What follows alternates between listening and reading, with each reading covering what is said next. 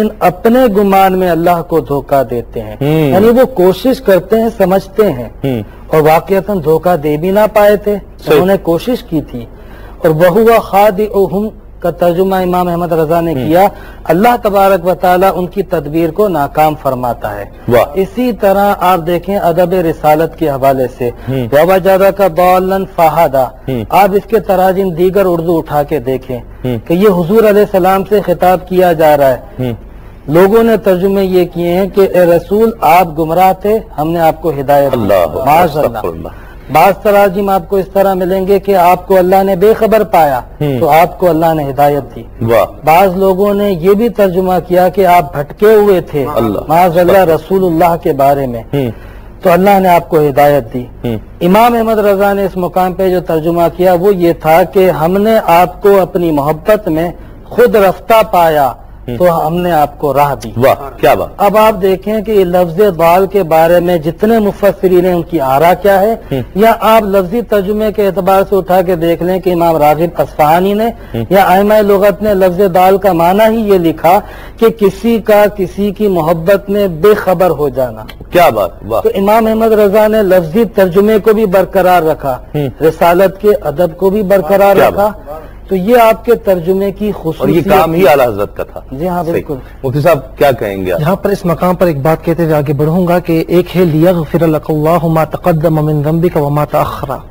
یہاں پر بہت سے مترجمین نے جو کہا کہ نبی کریم علیہ السلام کی جو ہے وہ خلاف اولا یہاں مراد ہے، لیکن اعلیٰ حضرت امام احمد رضا نے بڑا ہی عجیب ترجمہ کیا ہے کہ بے شک اللہ تبارک و تعالی نے آپ کو فتح مبین عطا فرمائی تاکہ اللہ رب العالمین آپ کے صدقے آپ کے اگلے اور پچھلے کے گناہوں کو معاف فرمائے، آپ کے صدقے آپ کی امت کے گناہوں کو معاف فرمائے۔ اب یہاں پر آپ دیکھیے کہ فتاوی عالمگیری اٹھائیں، فتاوی شامی اٹھائیں، در مختار اٹھائیں، آپ اس کے علاوہ مبسوط ہدایہ خانی جو بھی آپ کتاب اٹھا کر دیکھیں آپ کو جو ہے وہ مکمل طور پر دینی حوالے سے ملے گا، لیکن جہاں پر طب کی بات ہوگی، جہاں پر سائنس کی بات ہوگی آپ کو وہاں نہیں ملے گا۔ لیکن فتاوی رضوی میں دیکھیں آپ کو مکمل 56 علوم نظر آئیں گے۔ ان اللہ یمسک السماوات والارض ان تزولا، زمین و آسمان کے بارے میں تو زمین کے سکون اور غیر سکون کے بارے میں آپ نے مفصل بحث فرمائی ہے۔ اس کے علاوہ یہاں پر آپ دیکھیے کہ بعض لوگوں نے آقا علیہ السلام کے معراج کے متعلق سائنس کے حوالے سے جو ہے وہ اس کی تردید کی، تو سید اعلیٰ حضرت امام احمد رضا خان علیہ الرحمہ نے سائنس کے حوالے سے ان کو جواب دیا اور ثابت کیا کہ معراج بالکل حق پر ہے۔ اب آئیے اس بات پر کہ کسی نے سوال پوچھا کہ حضور جو ہے وہ کس چیز سے تیمم جائز ہے؟ آپ نے فرمایا کہ زمین سے جو ہے اور اس کی جنس سے جو چیزیں ہیں اس سے تیمم جائز ہے۔ اب یہاں پر فتاوی عالمگیری میں، فتاوی شامی میں، تمام فتاوی میں 74 اشیاء گنائی گئی ہیں کہ ان کے ذریعے جو تیمم جائز ہے۔ سوال یہ پیدا ہوتا ہے کہ وہ کون سی اشیاء ہیں جو زمین کی جنس سے، تو آپ نے 74 کے علاوہ کل ملا کر 311 اشیاء گنوا دی کہ 311 میں سے 174 سے جو ہے وہ تیمم جائز ہے، باقی سے تیمم جائز نہیں ہے۔ ان تمام فتاوی رضویہ کو تصنیف کرنے کے بعد آخر میں آپ یہ دیکھیں نام کیا رکھا، فتاوی رضویہ العطاوہ النبویہ، کہ میری جو کچھ کاوش ہے یا رسول اللہ میں کچھ بھی نہیں ہوں، میری جو کچھ کاوش ہے، میں نے جو کچھ بھی علمی کارنامہ سر انجام دیا ہے وہ آپ کے صدقے سے۔ واہ سبحان اللہ۔ اویس بھائی میسج اس حوالے سے، آج کے پروگرام کے حوالے سے میں چاہتا ہوں، وقت مختصر ہے۔ میسج تو مفتی صاحب دیں گے، میں تو ایک نعت خواہ ہوں، میں یہ چاہتا ہوں نعت ضرور پڑھیں۔ آپ نے جس طرح اس خواص سے اس کو عوام الناس تک اس اعلیٰ حضرت کے کلام کو متعارف کرایا ہے اور ان کو سمجھا کر سنایا، اس حوالے سے نہیں، یہ لوگوں نے یہ کہا میرے بارے میں، لیکن میں اس کی تردید کرتا ہوں کہ میں نہ سمجھا سکتا ہوں نہ سمجھا پاتا ہوں، اور جو کچھ بھی میں عوام میں اعلیٰ حضرت کلام پڑھتا ہوں یہ سب اعلیٰ حضرت کا فیض ہے۔ عبید رضا تو ہے نا؟ جی عبید رضا۔ کیا سر بھائی کیا کہیں گے؟ میں نعت کے شعبے سے متعلق ہوں، اس لیے نعت گو شعراء کو اور رات خانوں کو بالعموم یہ درخواست کروں گا کہ اعلیٰ حضرت فاضل بریلوی رحمۃ اللہ علیہ نے اپنی نعتیہ شاعری میں ادب کو اس اعتبار سے موضوع بنایا ہے اور اتنا واضح کیا ہے جو ہمارے لیے سب سے بلیغ اشارہ ہے کہ ہم اپنی پڑھی ہوئی نعتوں میں اور لکھے ہوئے کلام میں ادب کے پہلو کو خاص طور پر دیکھیں اور ان بزرگوں کی اتباع کریں، یہی ہمارے لیے راہ نجات ہے۔ ناظرین، اعلیٰ حضرت کی بات ہو تو ہمیں اپنی کم فہمی، کم علمی کا اعتراف یقیناً ہونا چاہیے۔ میں بالکل بھی یہ کہنے میں حق بجانب نہیں ہو سکتا کہ ہم نے اتنے کم عرصے میں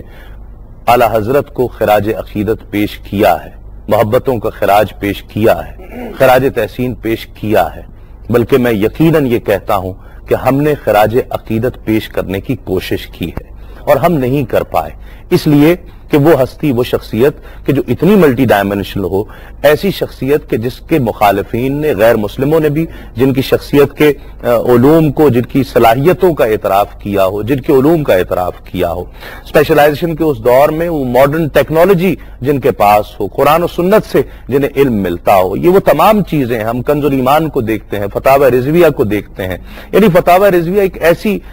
ایسی شاہکار ہے، ایک ایسی علمی شاہکار ہے کہ ذکر ہوا کہ وہ فتاوی عالمگیری تھی کہ جس کو علماء کے درجنوں علماء کے پینل نے جس کو لکھا اور فکر دنیا سے آزاد ہو کر لکھا، لیکن اعلی حضرت وہ ہستی ہے، وہ شخصیت ہے کہ اکیلے جو فتاوی رضویہ لکھ رہے ہیں اور ایک ایسی شاہکار لکھ رہے ہیں، اور صرف یہ نہیں بلکہ ان کی زندگی کے کئی ایسے گوشے، یعنی اعلی حضرت وہ شخصیت ہیں کہ جن کے کئی گوشوں پر مقالات لکھے گئے اور انہیں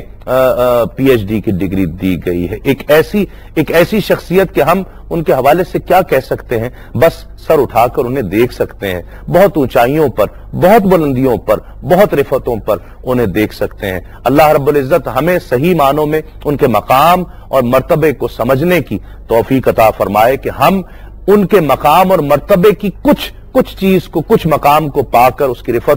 کچھ رفت کو پا کر ہم ان سے محبت اس طرح سے کر سکیں کہ جس طرح اعلی حضرت کی شخصیت محبت کا تقاضا کرتی ہے۔ بس ایک شعر آخر میں پیش کرنا چاہتا ہوں اور اس کے بعد انشاءاللہ اویس رضا قادری